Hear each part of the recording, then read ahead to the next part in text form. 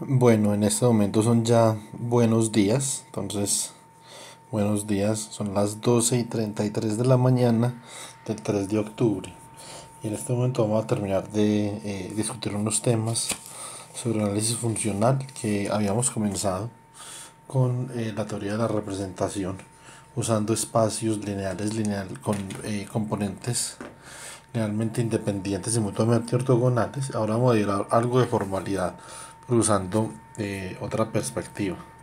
Entonces, bueno, yo creo que es mejor que comencemos desde donde en el cuadernito que habíamos dejado, ¿cierto?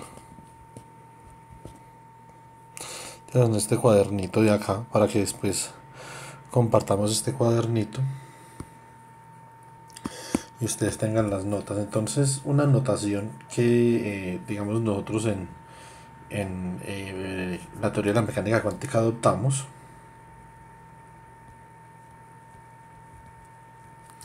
es esta. Nosotros decimos, por ejemplo, que la función base coseno de m omega 0t simplemente la vamos a escribir como si fuera un vector en un espacio de Hilbert. Entonces esto va a ser un vector alfa con un parámetro m, ¿cierto? Y esto va a ser un vector beta con un parámetro, coloquémosle un parámetro distinto acá, un parámetro k. Entonces esto es seno de k omega 0t, ¿cierto? Entonces, ahora podemos decir que podemos representar a f de t según lo que hemos visto de series de Fourier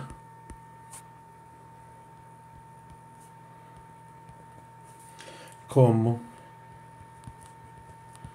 este vector alfa con parámetro 0, porque sería más que el vector constante. Bueno, esto por un medio, ¿cierto?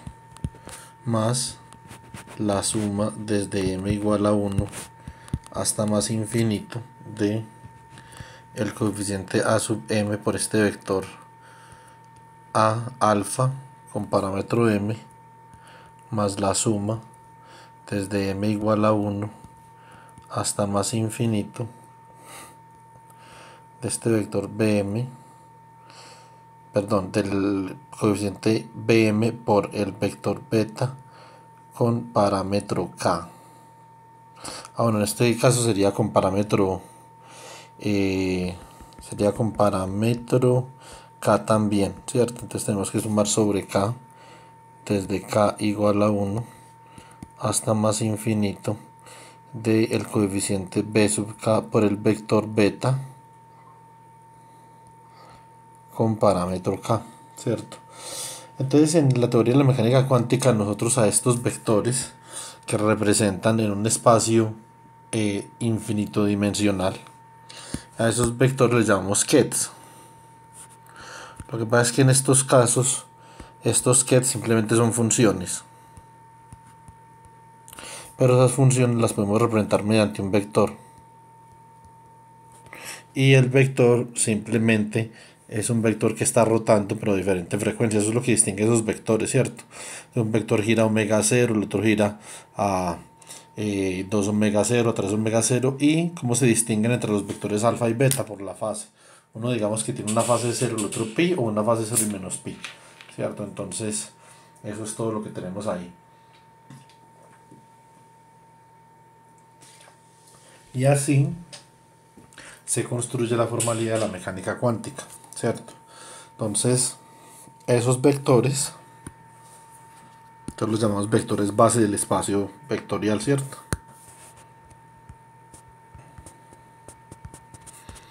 Son los vectores base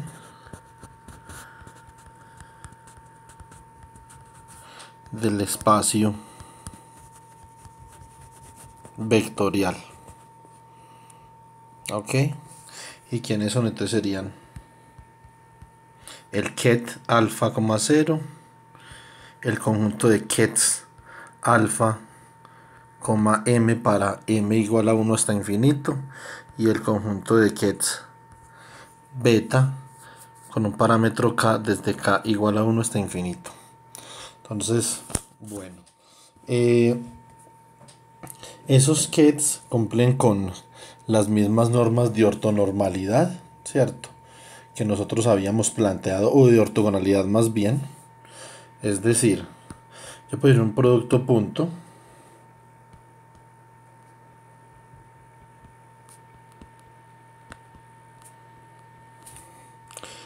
entre el ket alfa, m y el ket beta, k. Recuerden que solamente los productos puntos en el espacio funcional son diferentes de cero cuando son entre la misma función, ¿cierto? Y misma función con el mismo argumento. Por lo tanto, la función tiene que ser la misma. Porque si alfa representa el coseno y beta al seno, entonces el seno y el coseno son siempre ortogonales independiente del argumento. Por lo tanto, esto tiene que ser igual delta de alfa beta. Y los argumentos también tienen que ser iguales. O sea que esto tiene que ser delta de mk. Entonces, esto si fuera ortonormal, ¿cierto? Ahora, si fuera solo ortogonal,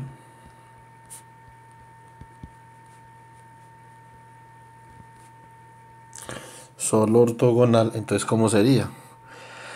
Sería alfa, m, producto punto con beta, k, igual simplemente una constante a por delta de alfa beta por delta de mk, ¿cierto? Entonces, si el de arriba sería ortonormal, o sea que estaría normalizado, que es lo típico en mecánica cuántica, y esa operación que hicimos ahí, ese producto se llama bracket, porque está compuesta por un bra y por un ket, ¿cierto? Entonces, bueno, nosotros esas relaciones de ortogonalidad las habíamos visto. Nosotros habíamos visto las relaciones de ortogonalidad para el espacio funcional. Habíamos visto que la integral entre menos t medios y t medios de coseno de m omega 0t por el coseno de k omega 0t por dt. Como esas dos funciones son ortogonales, entonces realmente esa integral solo da un número finito diferente de 0 cuando el coeficiente m y el coeficiente k son iguales. Entonces, o más bien el parámetro m y el parámetro k son iguales. Esto era igual a t medios, que es el periodo, por el delta de mk. O lo que es igual, es decir que la integral entre menos t medios y t medios de coseno cuadrado de m omega 0t de t es igual a t medios, ¿cierto? Entonces, esa es la relación de ortogonalidad para el coseno, ¿sí o no? Cuando nosotros estamos calculando, evaluando los coeficientes de Fourier, entonces utilizamos, digamos, estas relaciones de ortogonalidad.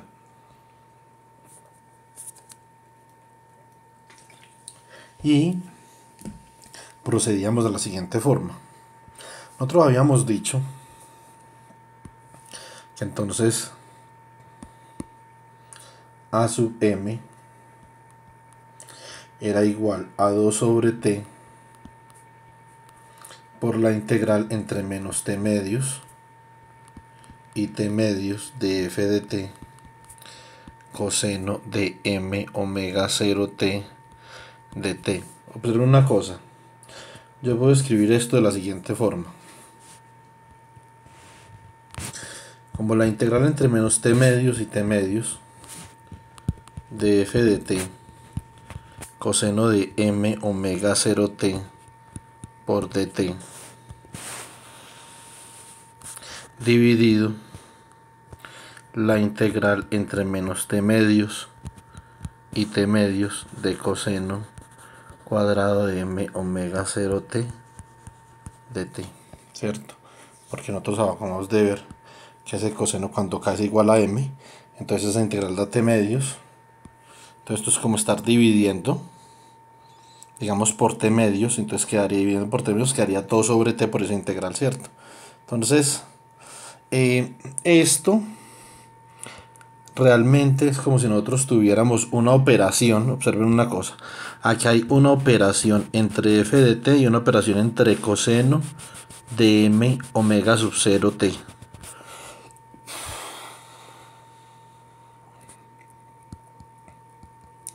Esa operación la vamos a denotar con estos brackets.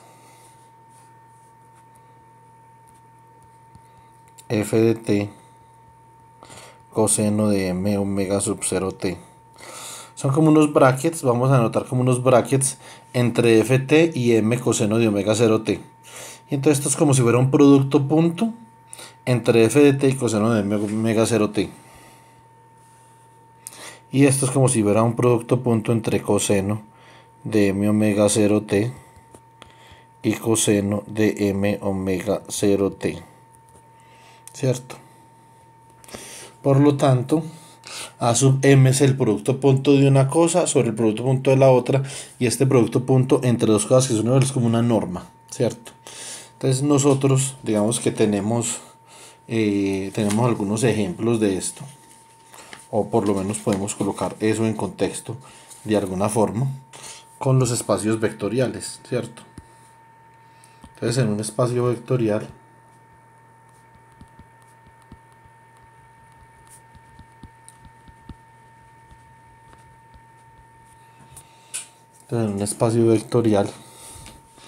tenemos lo siguiente, tenemos este vector v igual a bx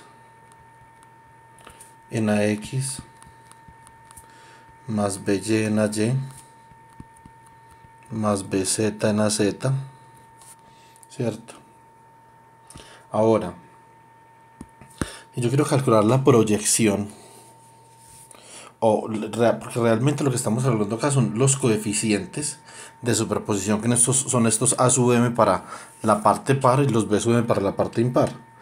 Entonces esos coeficientes aquí en el caso de R3 serían bx, by y bz, ¿cierto? Entonces, ¿qué es lo que nosotros hicimos acá? Nosotros aquí cogimos y tomamos el producto punto, o cuando nosotros integramos en ambos lados, cuando estamos calculando esto, vamos a ver si retrocedemos.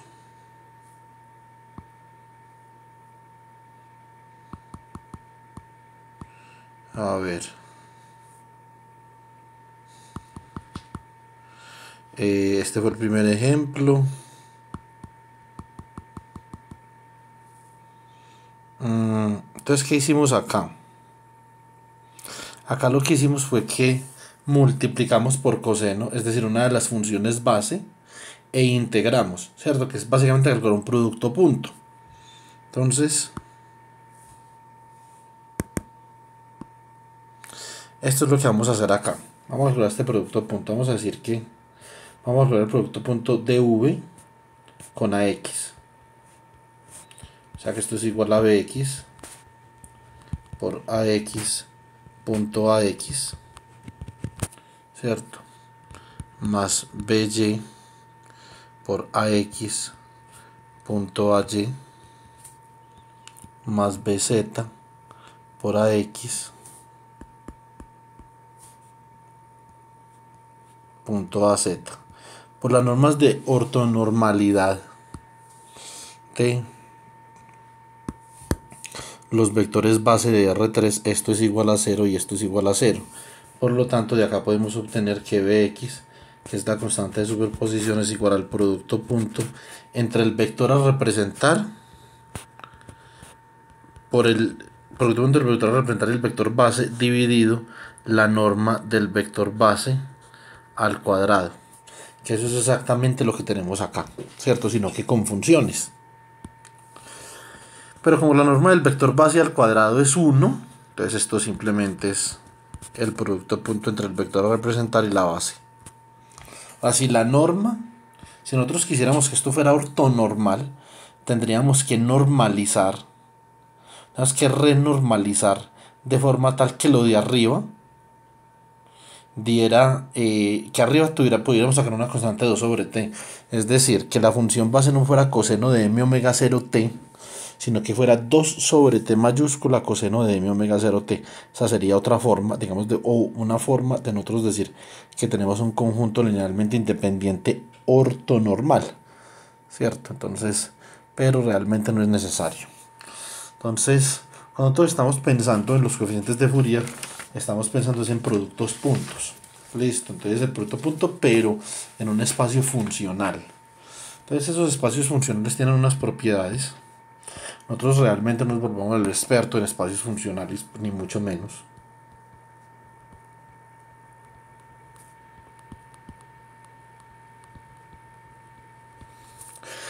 Entonces,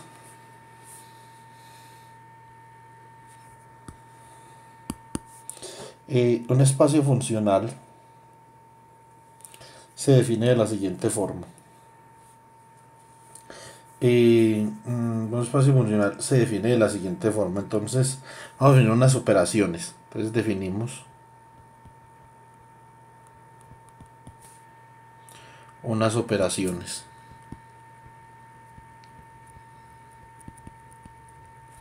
¿Qué operación? Entonces tenemos norma de una función. Entonces, en el espacio funcional debe de haber la norma de una función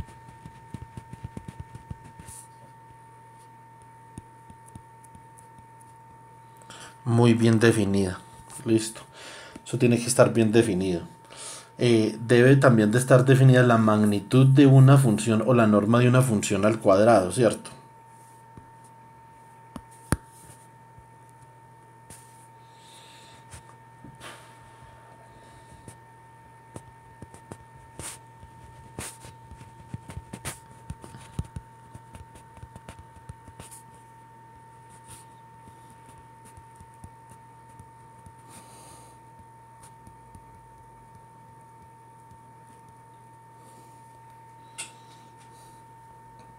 Debe estar definido el producto interior entre funciones o el producto punto entre funciones, porque realmente así es como nosotros podemos hallar los coeficientes de la expansión, que es lo que acabamos de hacer, ¿cierto? Entonces, producto interior entre funciones.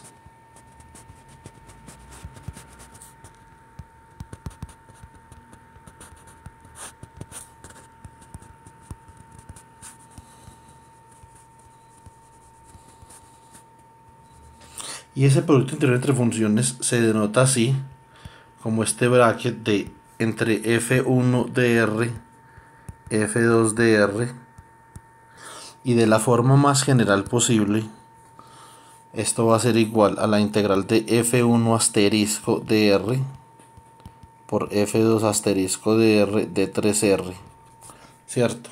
Entonces asterisco porque esto es el producto punto general cuando las funciones son complejas, ¿cierto? Entonces, y tenemos también una función de muestreo.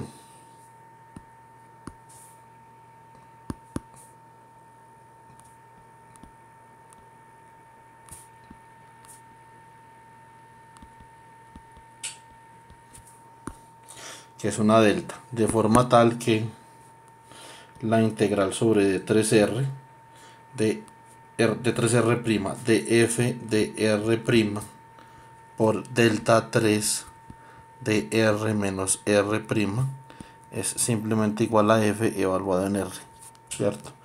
Entonces eso es la propiedad de la función de muestreo que nosotros tenemos dentro del espacio funcional. Es decir, la función de muestreo delta es otro elemento del espacio funcional y realmente ahí lo que estamos calculando es el producto punto entre las dos funciones, ¿cierto? Entonces, bueno, entonces esas son algunas propiedades que debe tener el espacio funcional que son importantes para que nosotros podamos llegar a la representación de una función mediante un conjunto linealmente independiente y mutuamente ortogonal. Ahora vamos a mirar cómo aproximar una función usando, digamos que ya nosotros vimos esto con Fourier, pero vamos a utilizar otra formalidad, que es una formalidad que, digamos, versa sobre la minimización de un error de representación.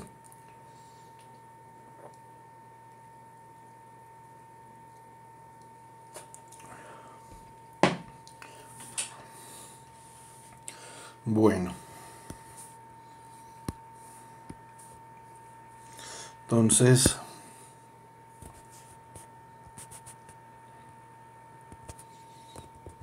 ¿qué tenemos aquí? Vamos a ver. Entonces acá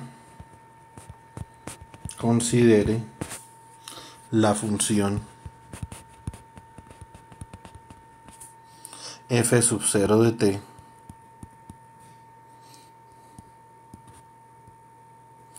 tal que se quiere representar usando una función base tal que se quiere representar usando una función base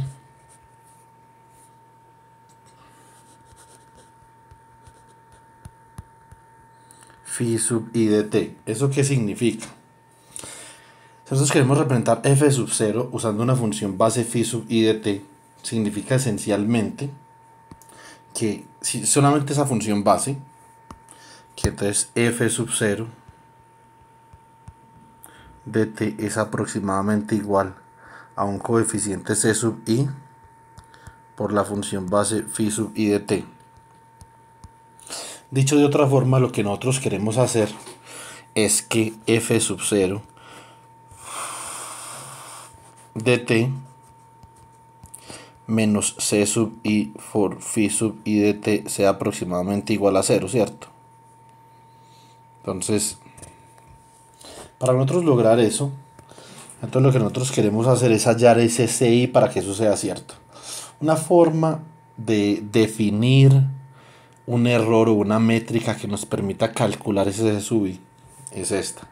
Entonces definimos la función de error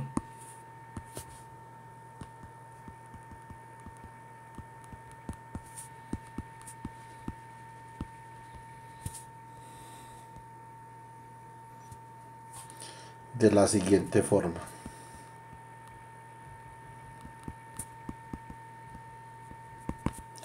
Vamos a definir E, que es el error, igual a 1 sobre T2 menos T1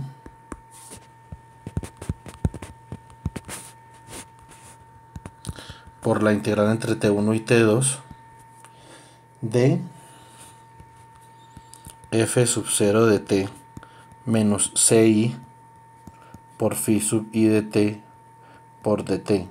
Es decir, ese es el error de la representación en el intervalo T1, T2, ¿cierto? Entonces ahora es, digamos que más conveniente porque a veces este error es positivo, a veces este error es negativo, ¿cierto?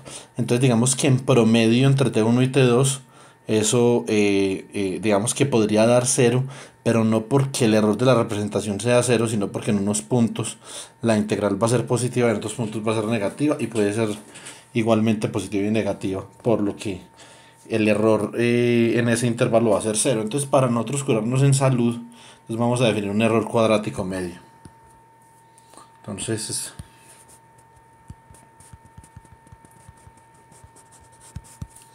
definimos un error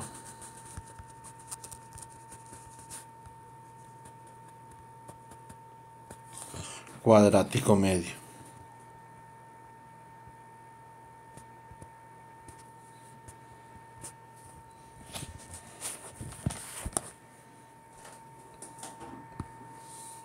¿Cómo lo definimos?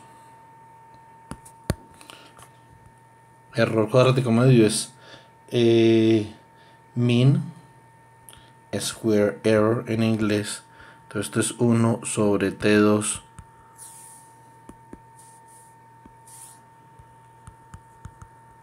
menos T1 por la integral entre T1 y T2 de f sub 0 de t menos ci por phi sub i de t al cuadrado por dt. ¿Cierto? Entonces, ¿qué hacemos? Lo que nosotros queremos es minimizar ese error. Es hallar ci, esa constante ci de representación, de forma tal que ese error sea más pequeño, sea el más pequeño posible. Entonces, para eso, según lo que nosotros conocemos de la derivada, nosotros queremos minimizar una función, entonces simplemente calculamos la derivada de esa función con respecto a la variable que queremos optimizar, y eso tiene que dar 0, ¿cierto? Es decir, eso va a ser un máximo o un mínimo. Entonces acá nosotros por las propiedades de esta función, digamos que eso no lo vamos a discutir en este video. Entonces nosotros sabemos que la derivada, que esto tiene un mínimo, ¿cierto? Esto tiene un mínimo. Y ese mínimo se halla hallando la derivada de la función de error cuadrático medio con respecto a CI. Entonces, ¿cuál es esa derivada? Entonces la derivada del error cuadrático medio con respecto a CI es igual a 1 sobre T2 menos T1 por la integral entre T1 y T2 de la derivada con respecto a CI de lo que hay adentro. Bueno, lo que hay adentro es F0 menos CI phi al cuadrado, lo llamo al cuadrado, ¿cierto? Entonces F0 de T menos 2CI F0 de T phi de T más phi sub I al cuadrado de T, C sub I al cuadrado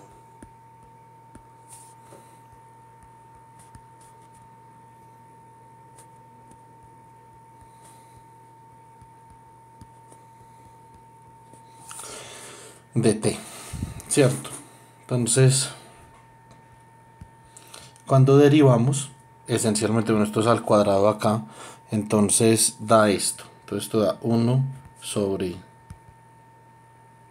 T2 menos T1 por la integral entre T1 y T2 que multiplica, bueno, esta integral de quién, de menos 2 por F0 por T por phi sub I de T más 2 CI por phi sub I de T al cuadrado. Todo esto con respecto a T. Y nosotros queremos que esto sea igual a 0, ¿cierto? Entonces básicamente para que esto sea igual a 0 simplemente hacemos esa integral igual a 0. Entonces, ¿qué hacemos acá? Hacemos lo siguiente. Entonces decimos que la integral entre menos T1, perdón, entre T1 y T2 de menos 2CI por F sub 0 de T por phi sub I de T más 2CI por phi sub I al cuadrado de T. Esta integral tiene que ser 0. Por lo tanto, nosotros tenemos que menos 2CI por la integral entre T1 y T2 de F sub 0 de T por phi sub I de T de T más 2CI. Perdón, esto CI no va acá. Yo sí decía, el CI se me va a cancelar ahí. Es como algo así, ¿cierto? Multiplicando acá. Entonces, esto no va acá. Entonces, más 2CI por la integral entre T1 y T2 de phi sub I al cuadrado de T de T. Y esto es igual a 0.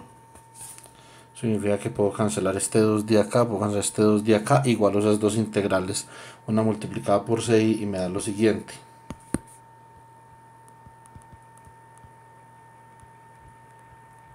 Obteniendo, ¿qué obtengo? Obtengo que CI por la integral entre T1 y T2 de phi sub I al cuadrado de T por dt es igual a la integral entre T1 y T2 de F sub 0 de T por phi sub I de T por dt. De acá puedo despejar C sub I y me queda como la integral entre T1 y T2 de F sub 0 de T por phi sub I de T dividido la integral entre t1 y t2 de phi sub i al cuadrado de t de t. Realmente esto no es otra cosa que la proyección de f0 de t sobre phi sub i de t, ¿cierto? Dividido la proyección de phi sub i sobre phi sub i. Es decir, el producto punto entre f0 y phi sub i y entre phi sub i y phi sub i. O sea, producto punto de la función a representar con la función base dividido el producto punto entre la misma función base, o sea, la magnitud de la función base, ¿cierto? Entonces, ahora, nosotros no sabemos si la función base está normalizada o no, ¿cierto? Entonces, pero en el caso, para una base normalizada, entonces nosotros podríamos decir esto. Entonces, para una base ortonormal, entonces, ¿qué tenemos nosotros? Nosotros tenemos que el producto punto entre phi sub i de t y phi sub i de t es igual a 1, ¿cierto? Y si eso es así, entonces tenemos que c sub i, simplemente el coeficiente de la expansión, es igual a f sub 0, o el producto punto entre f sub 0 y phi sub i de t, ¿cierto? Entonces, y esto, digamos, surge a partir de la definición del producto punto en el espacio de Hilbert, ¿sí o no? Entonces,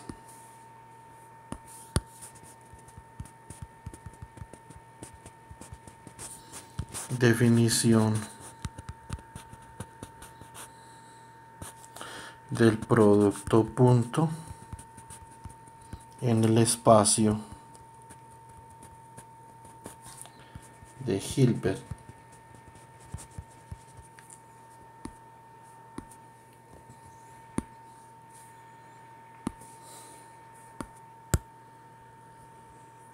Entonces tenemos acá que el producto punto, a ver, el producto punto entre dos funciones f1 de t y f2 de t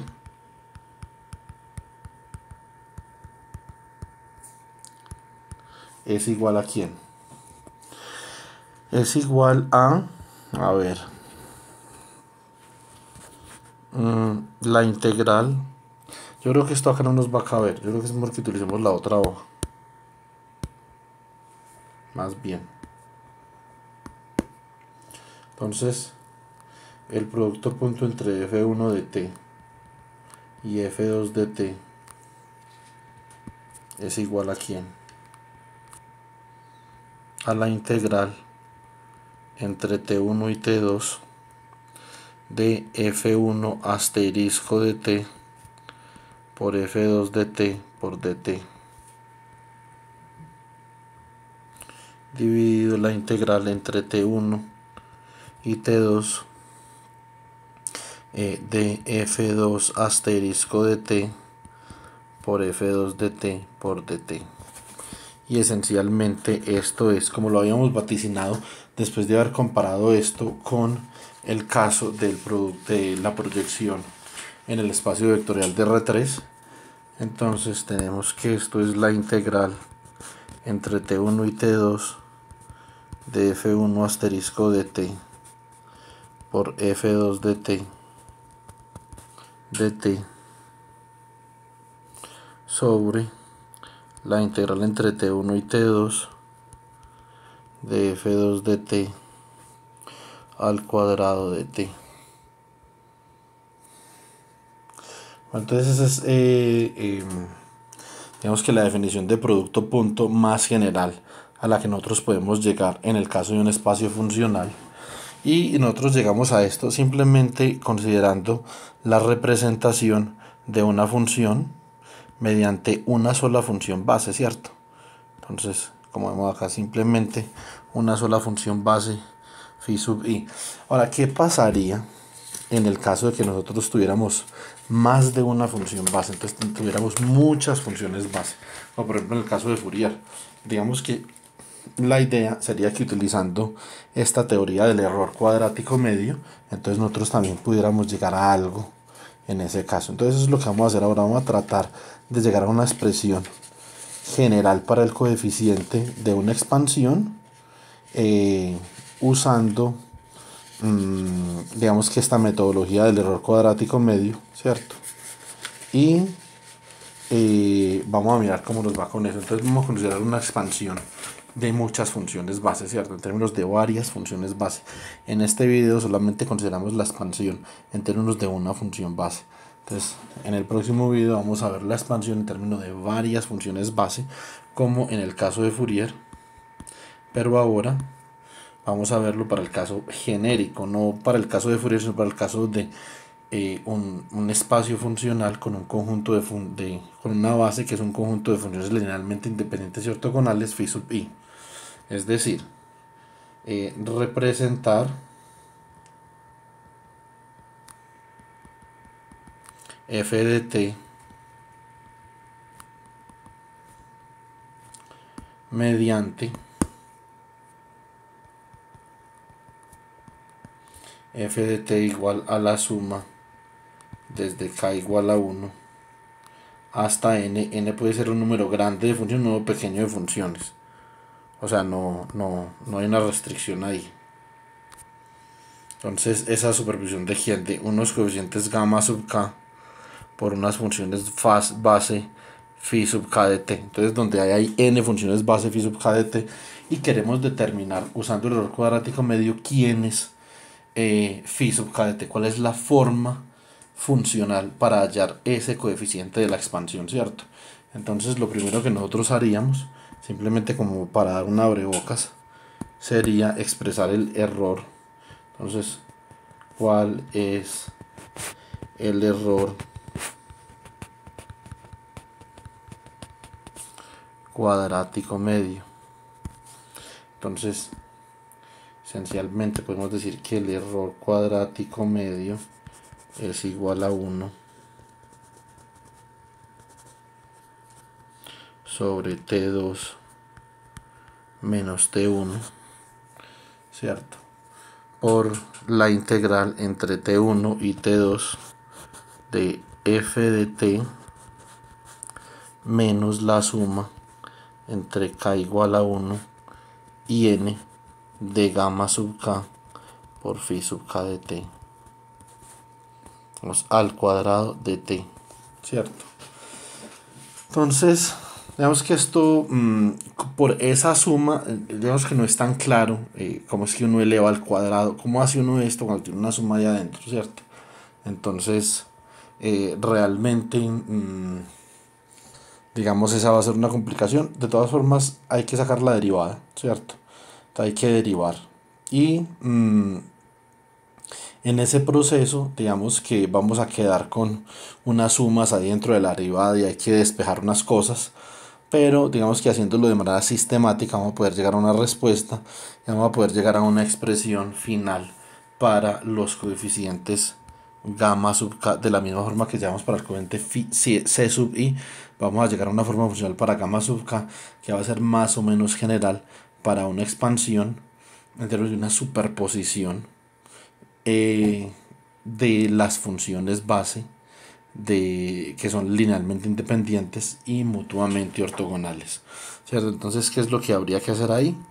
Lo que habría que hacer ahí es simplemente sacar la derivada del error cuadrático medio con respecto a ¿quién? Con respecto a gamma sub j, ¿cierto? Entonces, para cualquier j, ahí tenemos k, que es una suma sobre k, pero nosotros queremos particularizar para un j, ¿cierto? Entonces esto sería 1 sobre t2 menos t1 integral entre t1 y t2 de eso que teníamos ahí adentro al cuadrado. Entonces bueno, entonces esto sería la derivada acá con respecto a gamma j de lo que teníamos adentro por al cuadrado. Entonces, ¿qué sería esto? Sería f cuadrado de t menos 2 por la suma desde k igual a 1 hasta n de phi sub k de t. A ver, phi sub k de t no, gamma sub k, phi sub k de t, f de t, ¿cierto? Más la suma desde k igual a 1 hasta n de gamma sub k por phi sub k de t, esto al cuadrado, diferencial de t. Entonces realmente esto se reduce mucho cuando nosotros sacamos esa derivada, porque, a ver, vamos a ver una cosa. Yo iba ya a parar el video, pero voy a seguir un momentico. No me demoro nada para que esto lo terminemos en el próximo video. Entonces esto sería como, esto sería 1 sobre t2 menos t1. Pero eso no cambia. La integral tampoco. Pero acá digamos que la derivada de esto sería 0, ¿cierto? Entonces, ahora, pero la derivada de lo segundo sería que eso es una suma, ¿sí o no? Entonces nosotros tenemos una suma. Entonces usted comienza k igual a 1, k igual a 2, entonces tiene por ejemplo phi sub 1, gamma sub 1, phi sub 1 de t, más gamma sub 2, phi sub 2 de t, así. Y usted está sacando la derivada de eso con respecto a gamma sub j. Entonces el único término que le va a contribuir a esa derivada va a ser el término que dependa de gamma sub j, ¿cierto? Entonces cuando tiene en gamma sub 1 por phi sub 1, más gamma sub 2 por phi sub 2, más gamma sub 3 por phi sub 3, y por ahí usted sigue sumando y le sale gamma sub j por phi sub j. Todo lo demás, la derivada con respecto a lo demás es 0. Solamente esa derivada, cuando k es igual a j, que produce el término gamma sub j por phi sub j de t por f de t, tiene derivada finita, y entonces su derivada simplemente es menos 2 por la suma, ¿sí o no? Entonces quitamos ese gamma sub k de ahí, de phi sub k de t, f de t, por el delta entre k y j. Es decir, para que esa derivada sobreviva, k tiene que ser igual a j,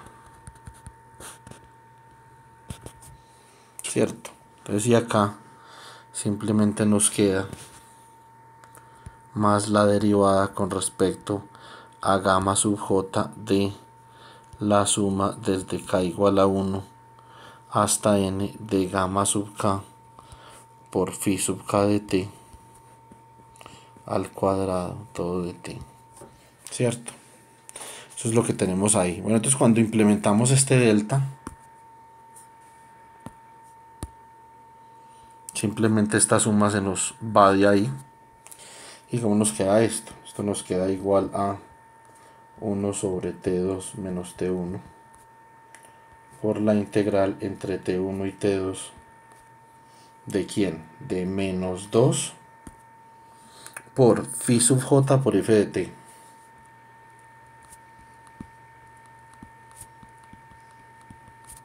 ¿Sí o no? Por dt. Vamos a separar esas integrales. Entonces, ¿qué nos queda acá? Vamos a hacer esto. Nos queda, a ver, más 1 sobre t2 menos t1.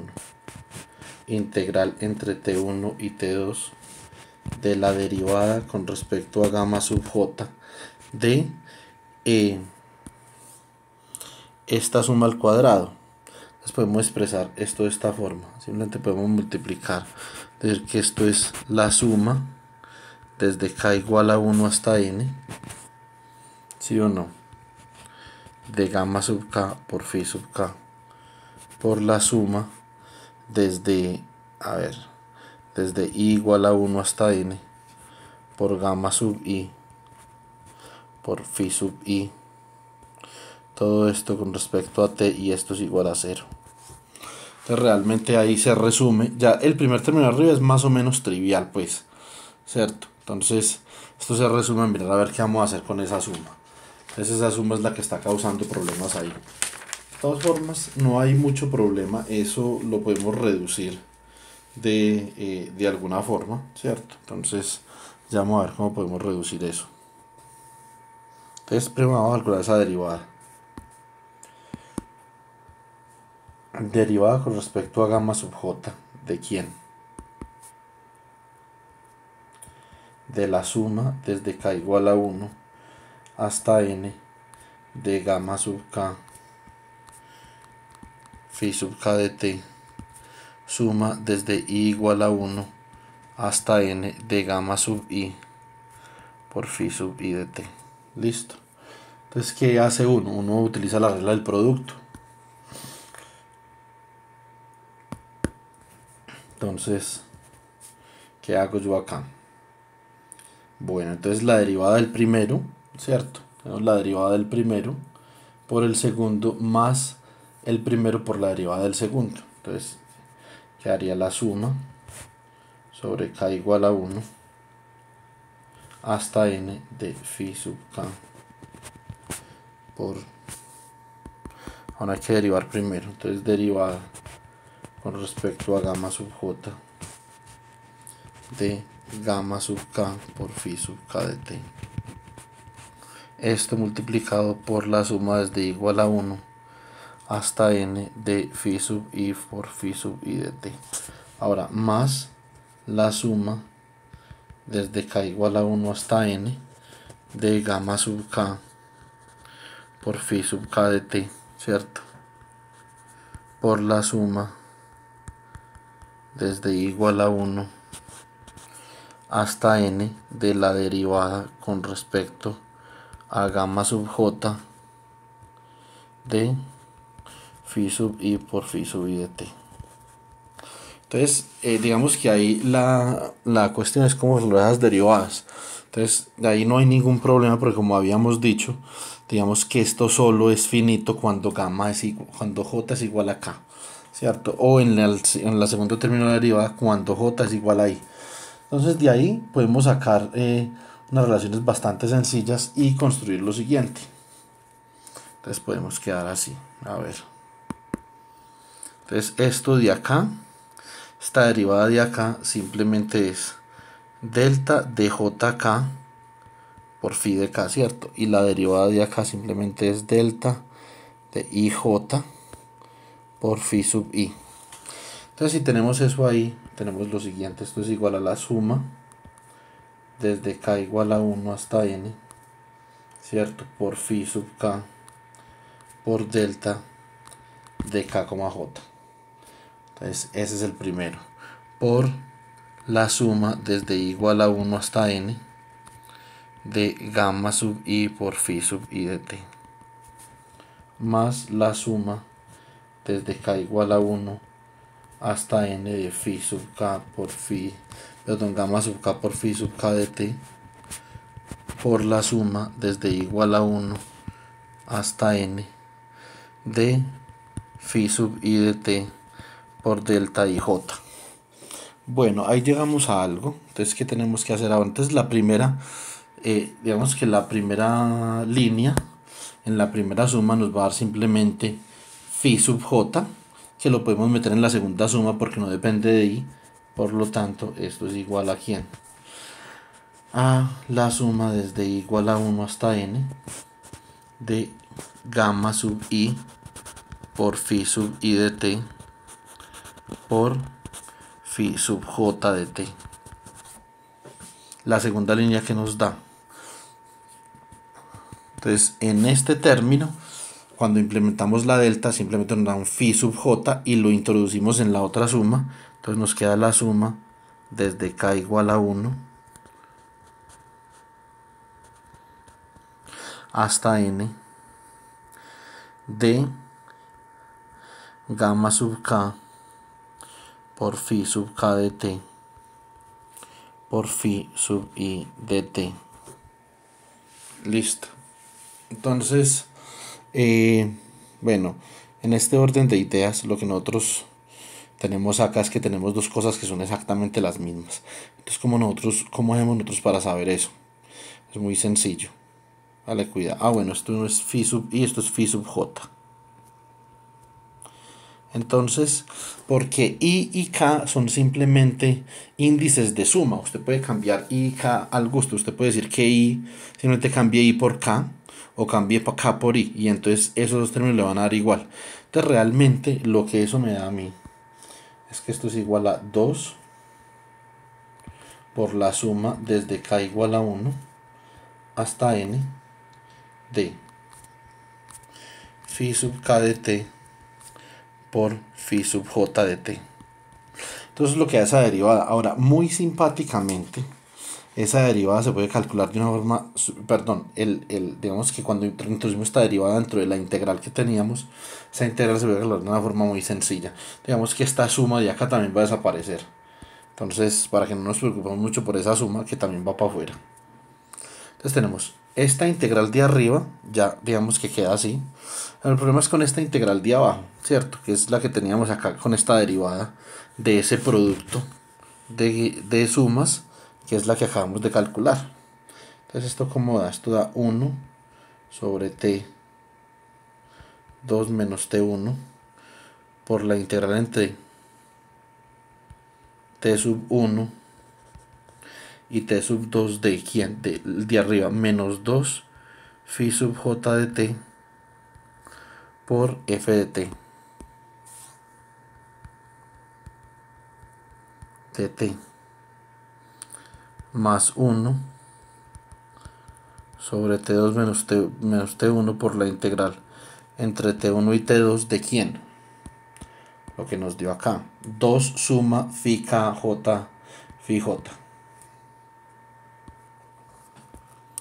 Esto es 2 suma desde k igual a 1 hasta n de phi sub k de t phi sub j de t de t, ¿cierto? Y como eso tiene que ser igual a 0, entonces simplemente se cancelan estos factores que tenemos acá, porque podemos multiplicar ambos lados por t2 menos t1. Entonces este se cancela con este, ¿cierto? Y entonces ¿qué nos va a quedar? Nos va a quedar lo siguiente. Entonces retornando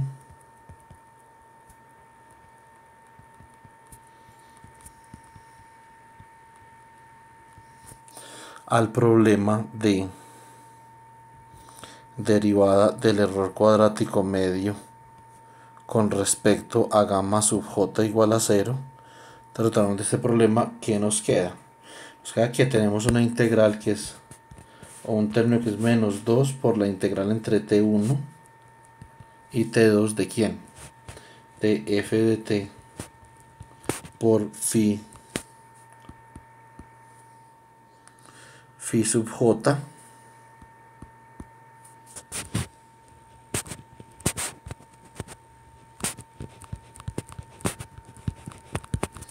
de t, a ver, más dos veces, entonces más este 2 de acá por la suma la podemos sacar de la integral y nos queda simplemente dentro de la integral el producto de phi sub k por phi sub j. Entonces la suma desde k igual a 1 hasta n por la integral entre t1 y t2 de phi sub k de t por phi sub j de t por dt, y esto es igual a 0. Entonces, digamos que muy simpáticamente lo que a nosotros nos queda acá es lo siguiente. ¿Qué nos va a quedar? Nos va a quedar que esa integral que nosotros tenemos ahí solamente es finita cuando k sea igual a j, porque tanto phi sub k como phi sub j son ortogonales, porque son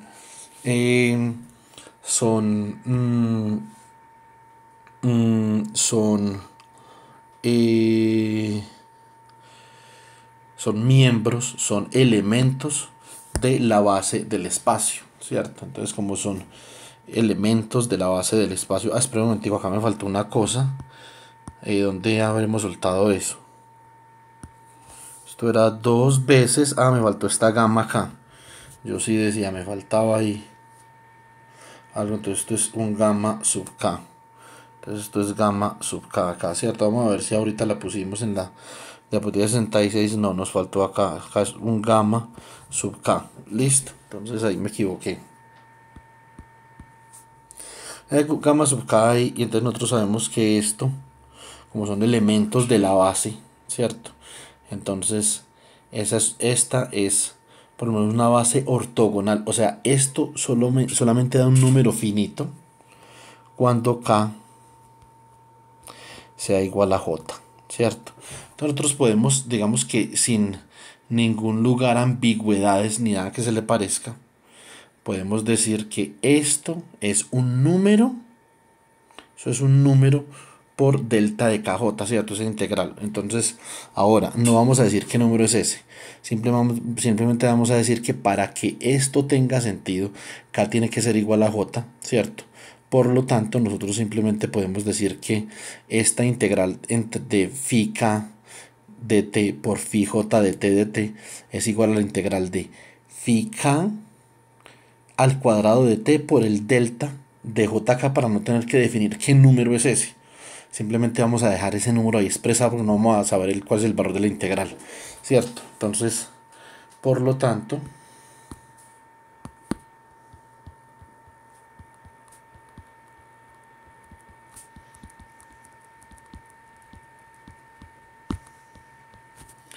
escribimos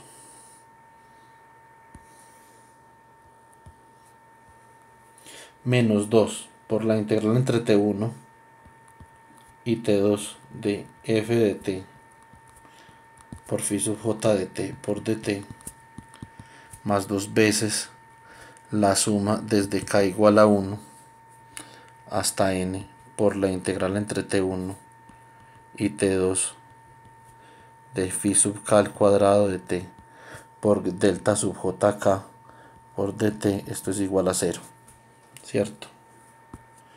Entonces de acá nosotros simplemente podemos cancelar estos dos y podemos decir que la integral entre t1 y t2 de phi de t por phi sub j de t por dt más la integral entre t igual a 1 hasta t igual a 2 de la suma desde k igual a 1 hasta n de phi sub k al cuadrado de t por delta sub jk por dt es igual a 0.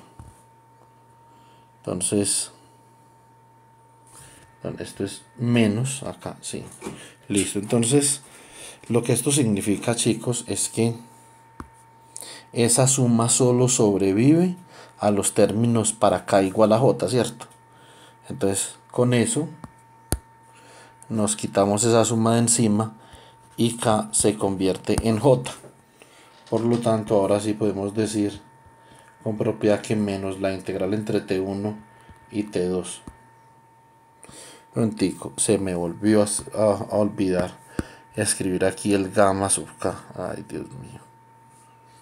Entonces, gamma sub k. Entonces, esto es ahora la menos de integral entre t1 y t2 de quién, de f de t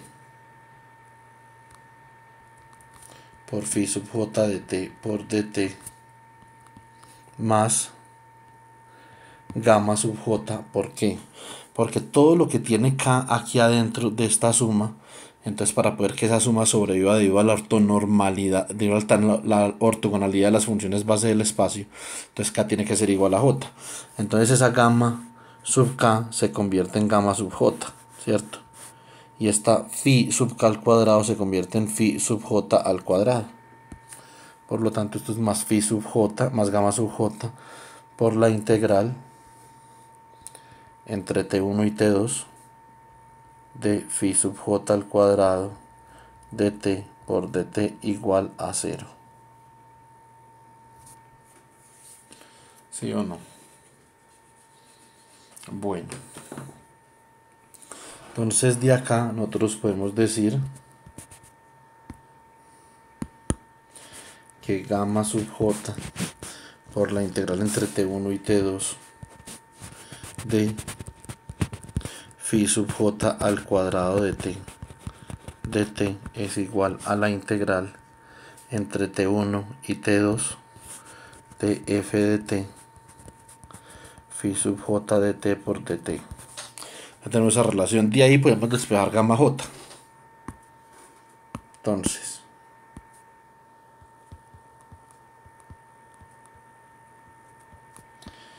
despejando gamma j obtenemos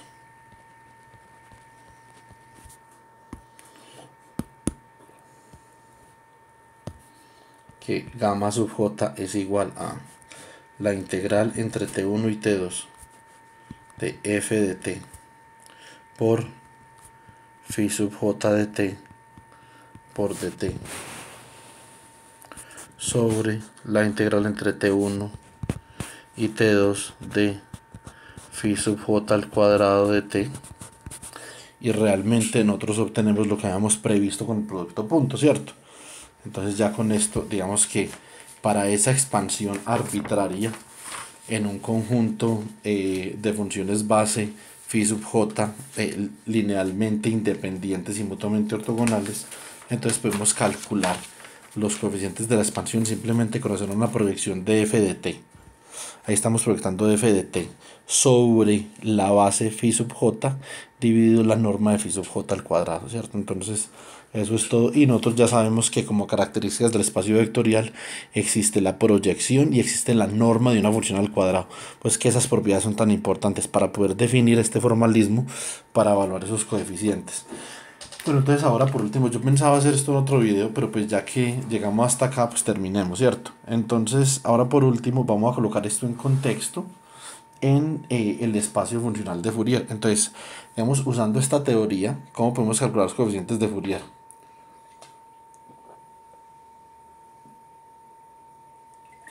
Inicialmente, nosotros a partir de la expansión de Fourier, simplemente habíamos integrado en ambos lados, multiplicado por coseno integrado en ambos lados y multiplicado por seno integrado en ambos lados, y habíamos obtenido los coeficientes de Fourier.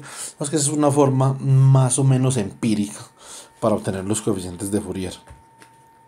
Esta forma, con la minimización del error cuadrático medio, es una forma, digamos que es una forma más elaborada y más generalizada para evaluar los coeficientes de una expansión. Entonces, desde este punto de vista también podemos evaluar los coeficientes de Fourier. Entonces vamos a ver. Entonces en el espacio funcional de Fourier,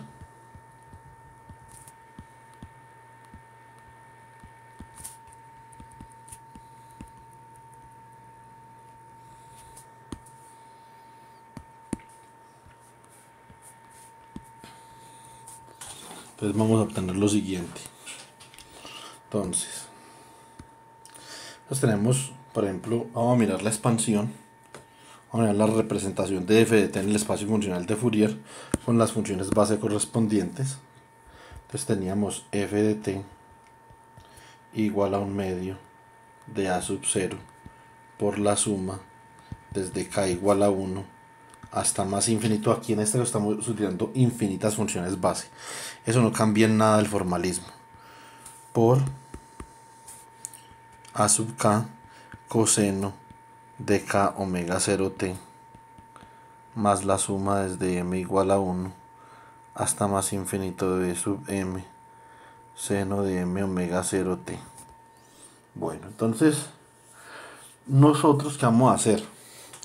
Vamos a identificar aquí cuáles son las funciones base, cuáles son los coeficientes. Nosotros queremos A0, nosotros no queremos un medio de A0. Si nosotros queremos A0, entonces también podemos tener un medio de A0 y despejar A0 de ahí, simplemente multiplicar por 2.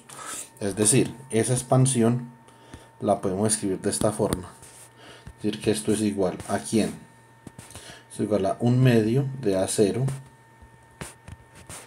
que multiplica la función 1. Es decir, esta es la función base y un medio de A0 es el coeficiente que multiplica esa función base, más la suma desde k igual a 1 hasta más infinito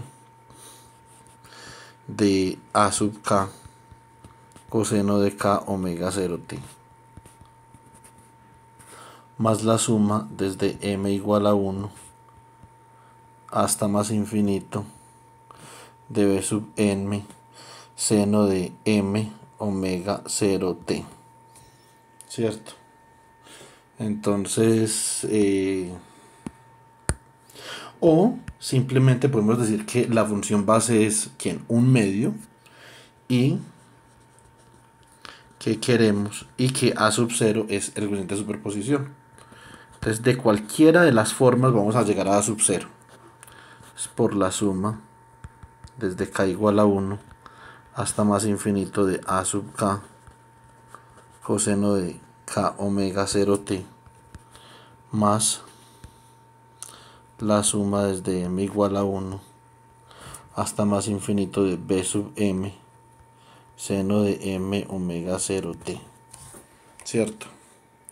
Entonces, ¿qué es lo que nosotros tenemos acá, digamos, que identificar para proceder con el formalismo que habíamos o que acabamos de derivar para gamma sub j? Tenemos que identificar es quién es el coeficiente que estamos buscando, A, B, quién es la función base, ¿cierto? Entonces, cuando el coeficiente, por ejemplo, es A sub k, la función base es coseno de k omega 0t. Cuando el coeficiente es b sub m, la función base es seno de m omega 0t. Y para a sub 0, pues hay dos posibilidades. Si el coeficiente es un medio de a sub 0, la función base es 1. O si el coeficiente es a sub 0, la función base es un medio. Vamos a utilizar la última. Vámonos con que la función base sea igual a un medio. ¿Eso qué significa? Escribimos a sub 0 como el producto punto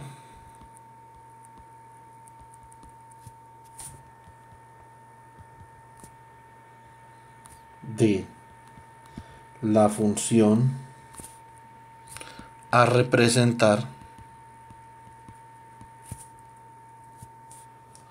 y la función base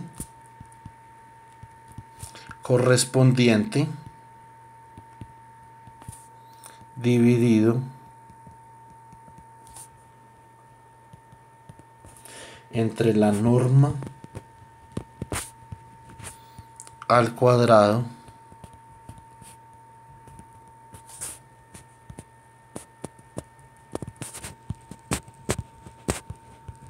de la función base. Entonces a sub 0 es igual a la proyección de f de t sobre la función base, que es un medio, dividido la norma al cuadrado de un medio. ¿Sí o no? Entonces, ¿esto qué es? Esto es igual a la integral entre, por ejemplo, menos t medios y t medios, si consideramos es el intervalo de representación de f de t por la función base, que es un medio, por dt, ¿cierto? Dividido la integral entre menos t medios y t medios de un medio al cuadrado por dt, ¿cierto? Entonces, realmente, ¿qué tenemos aquí? Entonces, el que esto es igual a, saco a un medio de la integral de arriba y aquí saco a un medio por un medio de la integral de abajo. Esto nos queda por la integral entre menos t medios y t medios de f de t dt sobre la integral entre menos t medios y t medios de dt.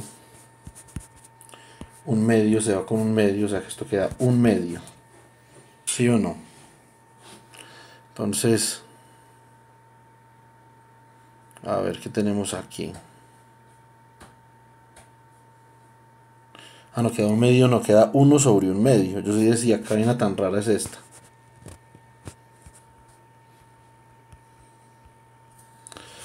Por la integral entre menos t medios y t medios de f de t dt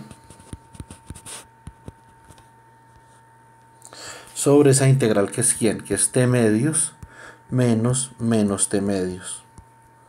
Eso da ¿quién? Da t. Y multiplicamos t por esto, entonces esto da igual a 1 sobre t medios, integral entre menos t medios y t medios de f de t por dt. Entonces, concluyendo,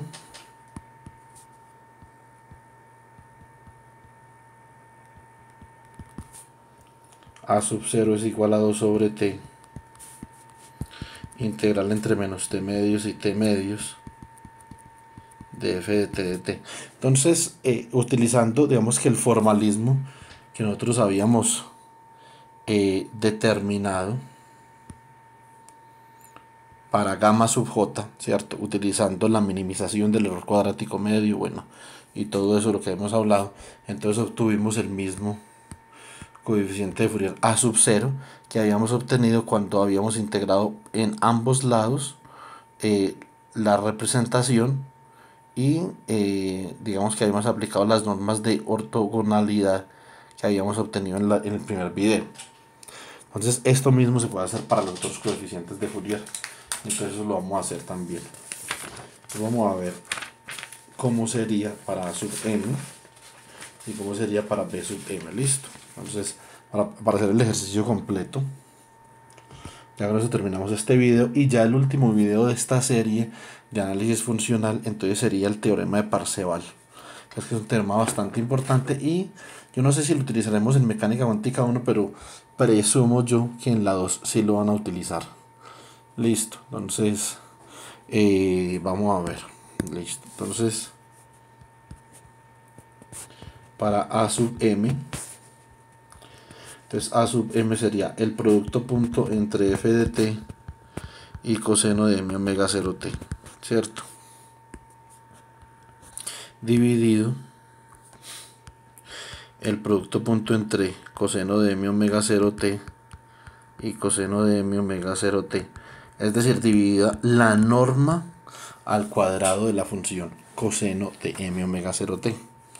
Entonces, eso es lo que tenemos ahí, palabras más, palabras menos. Entonces esto es integral entre menos t medios y t medios de f de t coseno de m omega 0 t de t sobre integral entre menos t medios y t medios de coseno de al cuadrado de m omega 0 t de t, ¿cierto? Entonces nosotros sabemos que esos cosenos al cuadrado, esos senos al cuadrado, entonces los expresamos en términos de la identidad del ángulo doble e integramos.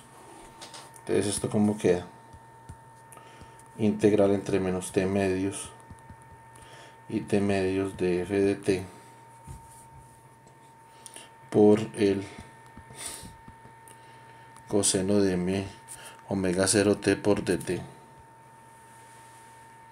sobre expresamos el coseno cuadrado de algo. Entonces vamos a ver si tenemos por aquí un espaciecito. Coseno, a ver, coseno de 2x es igual a coseno cuadrado de x menos seno cuadrado de x. Y si como seno cuadrado de x es 1 menos coseno cuadrado de x, entonces esto queda 2 cos cuadrado de x menos 1. Si despejo coseno cuadrado de x me da que coseno cuadrado de x, entonces va a ser igual a ¿quién? Va a ser igual a 1 más coseno de 2x sobre 2. Entonces eso es lo que vamos a reemplazar ahí. En vez de coseno cuadrado vamos a reemplazar eso.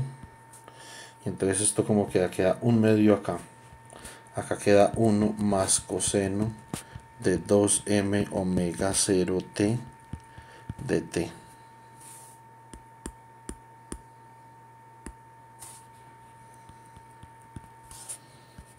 Entonces esto es integral entre menos t medios y t medios de f de t coseno de m omega 0 t de t, ¿cierto? Sobre 1 medio por la integral entre menos t medios y t medios de dt más 1 medio por la integral entre menos t medios y t medios de coseno de 2m omega 0 t de t. Esa integral, que es la integral de una función armónica entre menos t medios y t medios, da 0. Además, esto es una función par, ¿cierto? Bueno, entonces, bueno, pero de todas formas es una función par, entonces eso es dos veces la integral de 0 a t medios, pero la integral de 0 a t medios de una función armónica también es 0. Entonces, pues si quieren la calculamos para que no haya problema. Entonces nos queda la integral entre menos t medios y t medios de dt, que ya ahorita vimos que es t, ¿cierto? Por lo tanto, esto es igual a la integral entre menos t medios y t medios de f de t por coseno de m omega 0 t de t dividido un medio por esa integral que da t, o sea, dividido t medios, lo que es igual a 2 sobre t integral entre menos t medios y t medios de f de t coseno de m omega 0 t de t, y esto es lo que era igual a sub m. Esto es lo mismo que hallamos cuando en la serie de Fourier multiplicamos ambos lados por coseno de un múltiplo entero de omega 0 t diferente allá al coseno que estamos utilizando para la expansión. Entonces, por ejemplo, si el coseno que utilizamos por la expansión es coseno de m omega 0t, multiplicamos ambos lados por coseno de k omega 0t. Entonces, que ese k y ese m sean diferentes. Integramos entre menos t medios y t medios, utilizamos las propiedades de ortogonalidad y obtuvimos este mismo coeficiente de Fourier, ¿cierto? Lo que pasa es que acá ya lo obtenemos con una formalidad que habíamos derivado, con esta formalidad del producto punto, ¿cierto? Entonces, bueno, por último, evaluamos. Bueno, antes de evaluar eso, para que ustedes se convenzan, la integral entre menos t medios y t medios de coseno de 2m omega 0t de t, que ese 2m simplemente puede ser otro número entero par, o sea, eso no importa el número que haya ahí. Entonces vamos a ver. Vamos que ese 2m simplemente es igual a k. Lo importante es que eso sea un entero. Y tanto m como 2m son enteros. Si m es entero, 2m también. Lo que pasa es que 2m es un entero par. Lo importante es que eso sea un entero. Entonces vamos a ver esto. Entonces, ¿esto cuánto da? Esto da 1 sobre k omega 0, ¿cierto? Que multiplica al seno de k omega 0 t entre menos t medios y t medios.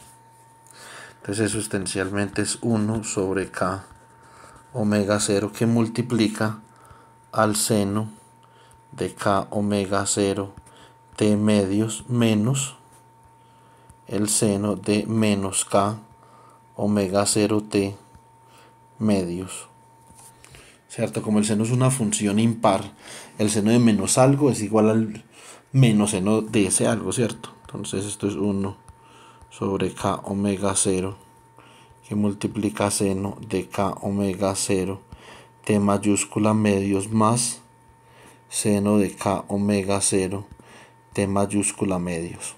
Esto simplemente es dos veces ese seno, ¿cierto?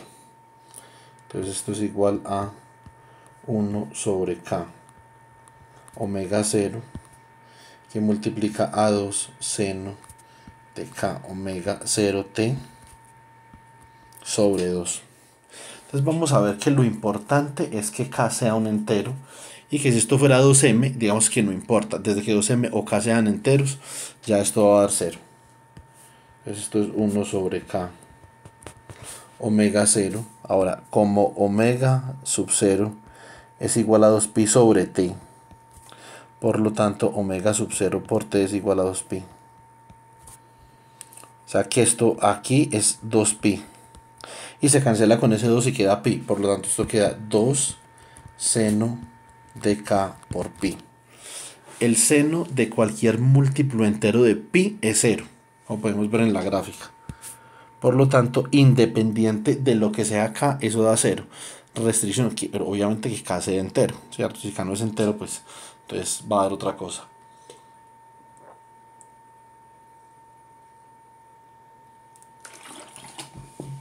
Bueno, ¿qué tenemos aquí? Entonces, ahora que nos falta hallar ese coeficiente, le hallamos a sub m, nos van a calcular b sub m, y ya entonces habremos podido demostrar que ese formalismo que nosotros obtenemos mediante la minimización del error cuadrático medio, pues es bastante útil en el caso del análisis de Fourier y en el caso de del análisis funcional de cualquier tipo de representación que nosotros tengamos, ¿cierto? Entonces, bueno, ¿qué tenemos aquí? Entonces ahora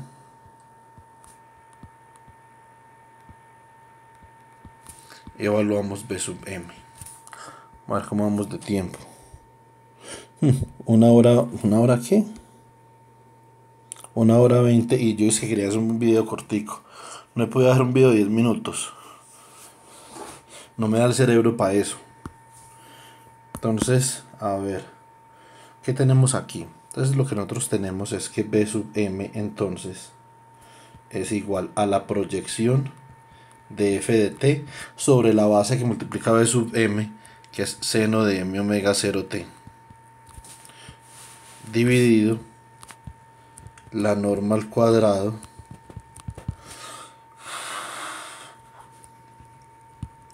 del seno de m omega 0t. O sea, esto es igual a la integral entre menos t medios y t medios de f de t seno de m omega 0t de t sobre la integral entre menos t medios y t medios de seno de m omega 0t, bueno, esto al cuadrado de t. Curiosamente esa integral da lo mismo que la integral de coseno al cuadrado de m omega 0t entre menos t medios y t medios, pero eso hay que demostrarlo. Esto es igual a la integral entre menos t medios y t medios de f de t seno de m omega 0t de t sobre la integral entre menos t medios y t medios de seno de m omega 0t de t, que es ¿quién? Esto podemos demostrar que esto es un medio que multiplica a 1 menos coseno de 2m omega 0t de t. Ya vamos a demostrar eso. Aunque digamos que ustedes no deberían de tener ningún problema con eso, pero pues igual. Entonces, ¿qué nos queda? Esto nos queda igual a la integral entre menos t medios y t medios de f de t seno de m omega 0t de t. Esto queda un medio por la integral entre menos t medios y t medios de dt menos un medio por la integral entre menos t medios y t medios del coseno de 2m omega 0t de t. Y nosotros en el paso anterior para a sub m, para determinar a sub m, habíamos demostrado que esto es igual a 0, ¿cierto? Y en la evaluación de el primer coeficiente de Fourier habíamos demostrado que esta integral era igual a t. Por lo tanto, esto vale la integral entre menos t medios y t medios de f de t seno de m omega 0t de t dividido, esto vale t y está dividido por 2 acá, entonces divido t medios, ¿cierto? Por lo tanto, b sub m queda dado por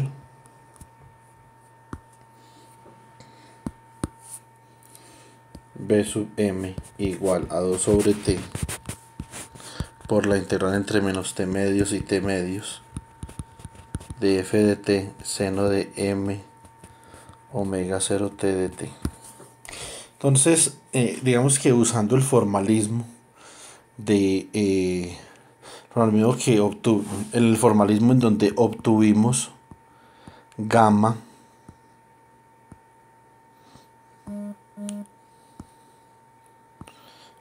sub j, ¿cierto?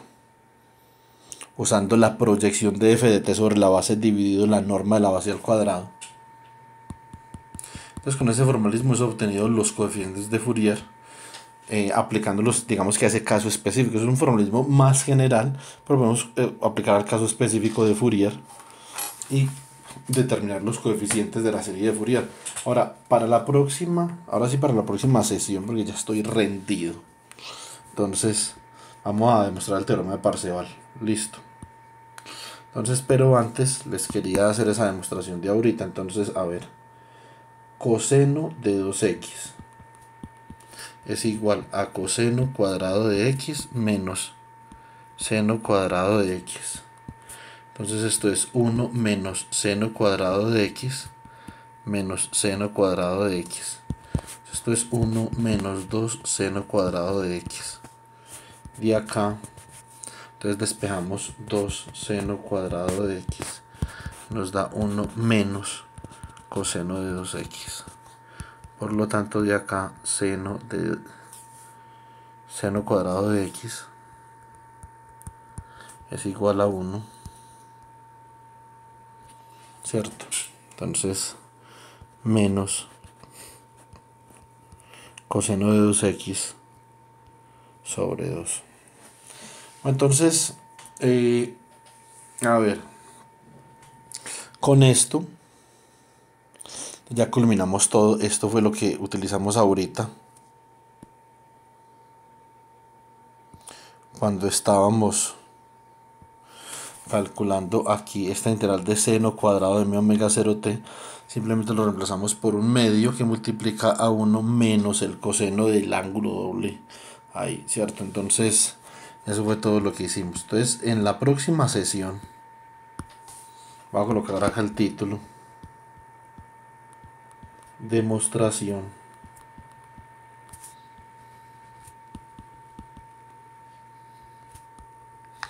del teorema de Parseval. Ese teorema de Parseval es una vaina muy importante por un poco de cosas. Digamos que eso lo saca uno de un poco de enredos, supremamente fácil, ¿cierto? Entonces, lo que pasa es que si la demostración de teorema no es difícil, pero es un poco dispendiosa en el sentido que tiene mucha álgebra y muchas vainas, ¿cierto? De todas formas, esa es una demostración que hay que hacer, es una demostración que ustedes tienen que saber. Y con el teorema de Parseval vamos a evaluar unas sumas en unos de los problemas para el parcial que yo honestamente no he sido capaz de evaluarlas de ninguna otra forma. De pronto haya otra forma de evaluarlas, pero yo no he podido. La única forma que yo he podido evaluar esas sumas históricamente, siempre que tuve que evaluar esas sumas, fue con el teorema de Parseval. Y entonces eso también va a ser, digamos que muy útil para ustedes, para que ustedes lo apliquen. Y B, ese teorema permite relacionar la norma al cuadrado de una función con los coeficientes de la superposición. Es decir, usted no tiene que calcular la norma al cuadrado de la función siempre y cuando usted conozca su serie de Fourier, ¿cierto? Serie de Fourier para la función, no para la norma al cuadrado de la función. Entonces puede haber veces que integrar una función al cuadrado, digamos que sea absolutamente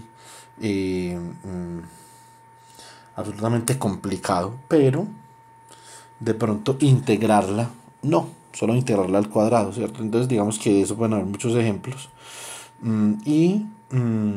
Entonces usted la puede integrar y puede calcular la integral de esa función por un seno y por un coseno, puede determinar la serie de Fourier. Y con la serie de Fourier entonces usted puede determinar ya fácilmente cuánto da la integral de la función al cuadrado, simplemente sabiendo los coeficientes de Fourier. Para eso eso es el teorema de Parseval, ¿cierto? Entonces ya después, cuando estemos más adelante en el curso, vamos a ver que la integral de una función al cuadrado tiene que ver con su contenido energético. Listo. Entonces, y eso es muy relevante en el mundo de la física. Entonces ese video lo vamos a dejar para mañana. Por el momento vamos a cerrar la tienda por el día de hoy. Y entonces mañana nos vemos con ese video en las horas de la tarde, y ya después entonces seguimos con los videos correspondientes a los ejercicios de radiación de cuerpo negro, o sea, ley de Stefan Boltzmann, ley de desplazamiento de Wilhelm Wien. A ver, ¿qué otro ejercicio tenemos por ahí? El efecto Compton para partículas en movimiento, ¿cierto? Para electrones en movimiento. y tenemos el calor específico según Petrus Debye, ¿cierto? La corrección cuántica de Petrus Debye. Entonces esos son 4 puntos y para el parcial por el momento tengo otros 2 puntos que tienen que ver con Ketz y con Bras. Entonces vamos a esperar a la clase del lunes para terminar eso y el lunes en la tarde les grabo esos 2 puntos que corresponden a los Ketz y los Bras, ¿cierto? Y Dios mediante que podamos incluir un séptimo ejercicio para que por lo menos nos rotemos los ejercicios. Somos 7 que que tenemos ahí que exponer. Entonces, 7 ejercicios estaría más o menos bien, un ejercicio por persona, a pesar de que a todas las personas les puedo preguntar un pedacito de cada ejercicio. Bueno chicos, entonces muchas gracias por la atención y hasta pronto.